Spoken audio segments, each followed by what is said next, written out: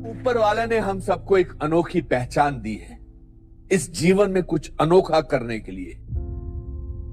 हर कोई आशा करता है कि उसका जीवन सफल हो और वो उन ऊंचाइयों को छुए जिसकी वो कल्पना करता है। और मैं कुछ अलग नहीं हूं। मेरा सपना था कि मैं एक अभिनेता बनूं। हम सपनों की दुनिया में जीते हैं, लेकिन मेरा मानना है कि अपने सपनों को सच करने का सबसे अच्छा तरीका है कि आप जाग जाओ। कहते हैं dreams are just a reflection of your desires. मतलब सपने आपकी इच्छाओं का एक अक्स है, लेकिन आंख खुलते ही आपके सामने वो शक्ति आ जाती है कि आप अपनी इच्छाओं को पूरा कर सके। और ये शक्ति ऊपर वाले ने सबको बराबर दी है। फर्क सिर्फ इतना है कि मुट्ठी भर लोग ही इस बात को समझ पाते हैं और बाकी निराशाजनक जिंदगी बिताते हैं। पर ऐसा क्यों है? क्योंकि लोगों का लाइफ में नजरिया बहुत निराशावादी यानी पेसिमिस्टिक हो गया है।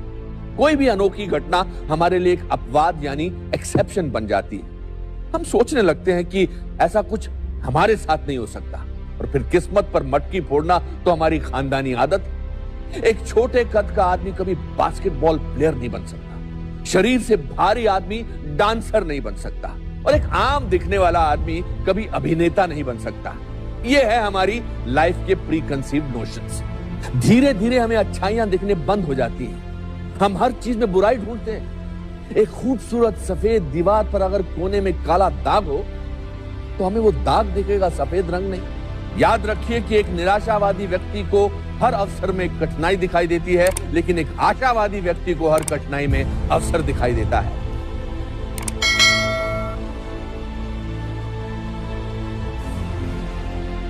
आपकी सबसे बड़ी खासियत आप खुद हैं। The best thing about you is you। इसलिए असंभव के लिए तैयार रहिए। याद रखिए कि आपके सपने किसी चमत्कार से नहीं, बल्कि निश्चय भाव और संघर्ष से पूरे होते हैं। हमारी जिंदगी की सोच का दायरा प्री कंसीव नोशन यानी पूर्व कल्पित धारणा से घिरा होता है। माँ बाप जब बच्चों को जिंदगी में कुछ प्रेरणा देना चाहते हैं तो हमेशा किसी साधारण व्यक्ति की सफलता की कहानी सुनाते हैं। बचपन में तो इन कहानियों से मन बहलता है, लेकिन जैसे जैसे हम बड़े होते हैं ये कहानियां हमारे जीवन की प्रेरणा बन जाती हैं और वो शख्सियत बन जाते हैं हमारे आइडल। हम सबके जीवन में एक आइडल होता है जिनके जैसे हम बनना चाहते हैं, वही शोहरत या रुतबा पाना चाहते हैं। लेकिन ज्यादातर लोग इन कहानियों का सिर्फ अंजाम देखते हैं, उसकी शुरुआत नहीं। दुनिया की चकाचौंध में हमें एक कामयाब इंसान का संघर्ष नहीं दिखता। उसके महंगे कपड़ों के नीचे धूप में तपा शरीर नहीं दिखता। जिस मुकाम पर आज वो पहुंचे हैं उस मुकाम का चुकाया मुआवजा नहीं दिखता। तो हर उस व्यक्ति की शुरुआती जिंदगी बहुत साधारण रही।